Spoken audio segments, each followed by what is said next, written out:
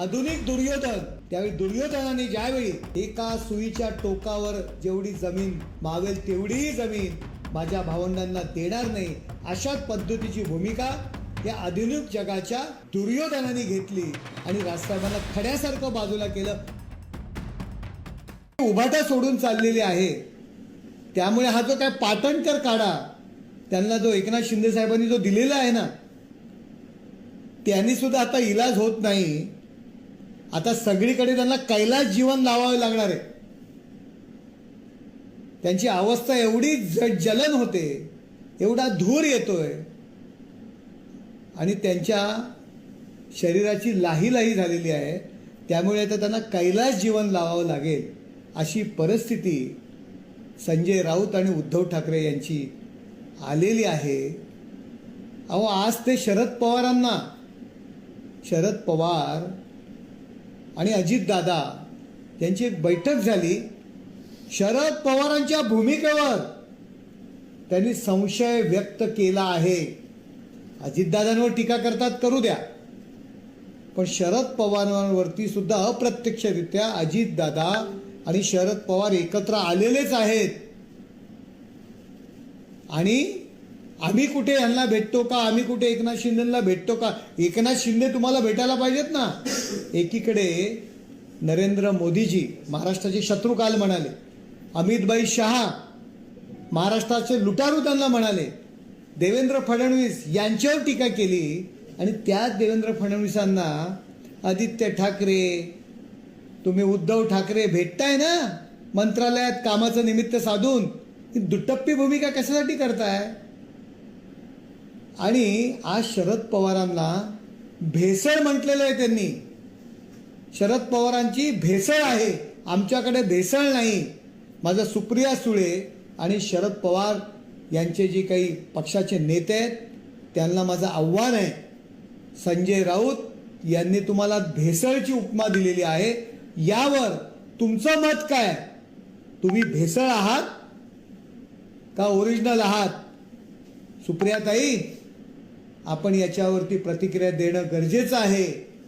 संजय राऊत काय आहे तुम्हाला कळलं असेल. संजय राऊतांनी जे वापरलेला शब्द आहे तो योग्य आहे की अयोग्य आहे, या संदर्भात सुप्रियाताई यांनी खुलासा करावा अशी मी त्यांना विनंती करीत आहे. जर मनसेचे नेते देखील या संदर्भात विरोध करत आहे राज ठाकरे उद्धव ठाकरे येण्यावरती, त्यांचं कारण म्हणजे 2014 असेल 2017 साली देखील त्यांनी युतीचा प्रस्ताव पाठवला होता, मात्र उद्धव ठाकरे मातोश्रीच्या खालीच आले नाही, बाळामानकर असतील अशा लोकांनी अनेक किस्से सांगितले. मात्र तुम्ही जेव्हा खड्यासारखं बाहेर केल्यानंतर आता कुठंतरी शिवसेना ठाकरे गटामध्ये आता देखील त्याचा पाहायला गेलं तर पाहिजे तसा विरोध होताना दिसत. संजय राऊत वारंवार राजसाहेब यांच्या घराला कॅफे म्हणत आहेत, रेस्टॉरंट म्हणत आहेत, कॉफी शॉप म्हणत आहेत. यावरून संजय राऊत हे उद्धव ठाकरे यांच्या परवानगी शिवाय राजसाहेबांच्या घराला कॅफे म्हणत आहेत का? उद्धव ठाकरे यांनी सांगितलं असेल ना की त्याला कॅफे म्हण. हे बघा, स्वतःचं घर याबद्दल प्रत्येकाला एक आपुलकी असते आणि राजसाहेबांना खूप मोठी आपुलकी आपल्या घराबद्दल आहे. पाहुणे बोलवणे, घरात बसवणे, त्यांचा चहापान करणे, याला आपण घरी आल्यानंतर पाहुण्यांना बोलवतो, याला आपण हॉटेल म्हणतो का? याला आपण कॅफे म्हणतो का? एकीकडे त्यांना बोलवण्याचं काम करताय, एकत्र येण्याचं काम करताय आणि कालही राजसाहेबांच्या घराला त्यांनी कॅफे म्हटलेलं आहे.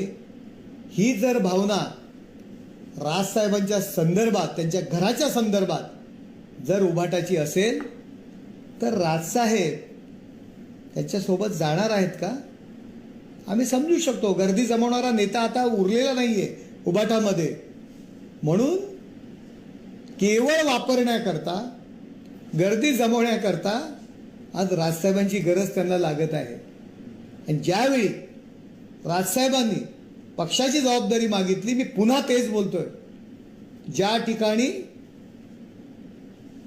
शिवसेना कमी आहे त्या ठिकाणची जबाबदारी माझ्यावर द्या. आणि बाळासाहेब त्यावेळी देत होते. त्यावेळी यांनी धमकी दिली, मी घर सोडून जाईल जर राजसाहेबांवर जबाबदारी दिली तर. आधुनिक दुर्योधन, त्यावेळी दुर्योधनाने ज्यावेळी एका सुईच्या टोकावर जेवढी जमीन मावेल तेवढीही जमीन माझ्या भावंडांना देणार नाही, अशाच पद्धतीची भूमिका या आधुनिक जगाच्या दुर्योधनाने घेतली आणि राजसाहेबांना खड्यासारखं बाजूला केलं. आजही तो शब्द मी पुन्हा पुन्हा वापरतोय. ते राजसाहेब यांच्याकडे जाणार आहेत का? सर, महाराष्ट्रासाठी, मराठी माणसासाठी, हितासाठी एकत्र यावं असं महेश मांजरेने मुलाखत घेतल्यानंतर अनेक ठिकाणी पोस्ट लागले. मला वाटतं खऱ्या अर्थाने मराठी माणसासाठी, मराठा हितासाठी आणि हिंदुत्वासाठी कोण ठाकरे पुढे येत आहे खऱ्या अर्थाने? कोणाचं हिंदुत्व? उद्धव ठाकरे यांचं हिंदुत्व? अरे वक्फ अमेंडमेंट बिलाला, वक्फ सुधारणा विधेयकाला त्यांचा अरविंद खान आणि संजय मुल्ला लोकसभेत आणि राज्यसभेमध्ये विरोध करतो. ज्या बाळासाहेबांची भूमिका होती की वक्फ कायदा रद्द व्हायला पाहिजे, देशाच्या संरक्षण खात्याच्या पेक्षा जास्त जमीन त्या वक्फ बोर्डाने गिळंकृत केलेली आहे. गावाच्या गावं, हिंदूंची मंदिरं, सरकारी जागा ज्यांनी स्वतःच्या ताब्यात ठेवलेल्या आहे त्याचा उपयोग 80% उपयोग देशाच्या विरोधात केला जातो. त्याच्यामध्ये जर बदल घडवून आणण्याचा आपण प्रयत्न करतोय तर केवळ मतांकरता वक्फ अमेंडमेंट बिलाला तुम्ही विरोध करता, हे आहे तुमचं हिंदुत्व? निवडणुकांमध्ये मुल्ला मौलवींना लाखो करोडो रुपये वाटून तुम्हाला मतदान करायला लावताय. बाळासाहेबांना हिंदू हृदय सम्राट म्हणण्याकरता तुम्हाला लाज वाटते. हे आहे का तुमचं हिंदुत्व? कोणाला शिकवताय? औरंगजेबाच्या कबरीला आम्ही विरोध केल्यानंतर तुमचा संजय मुल्ला त्याची बाजू घेतोय, हे तुमचं हिंदुत्व आहे? कसल्या हिंदुत्वाच्या वार्ता करताय आणि कसल्या मराठी माणसांच्या गप्पा मारताय? मुंबई महानगरपालिकेच्या निवडणुका आल्या की त्यांना मराठी माणूस दिसतो, मग मराठीचा प्रश्न येतो. गुजरात आणि मुंबई तोडण्याची भाषा त्यावेळी येते. मग तुमचा गुजराती माणसाला विरोध आहे का मुंबईतल्या? जाहीर करा. मुंबई महापालिका निवडणुका लागल्या की त्याला मराठी अस्तित्व, मराठी भाषा. तुमच्या मुलाचे मित्र कोण आहेत? मराठी आहेत. कुठले कलाकार तुमच्या मुलांबरोबर असतात? आदित्य ठाकरेंबरोबर का नाही मराठी कलाकार कोण तुमच्या मुलाबरोबर? रात्रीच्या पार्ट्या करायला तीच लोक लागतात ना. कसलं मराठी? केवळ मुंबई महापालिकेकडनं मलिदा लुटण्याकरता लोकांची मतं भावनात्मक विषय आणून घेण्याकरता हा मराठी हा विषय उभठाला लागतो.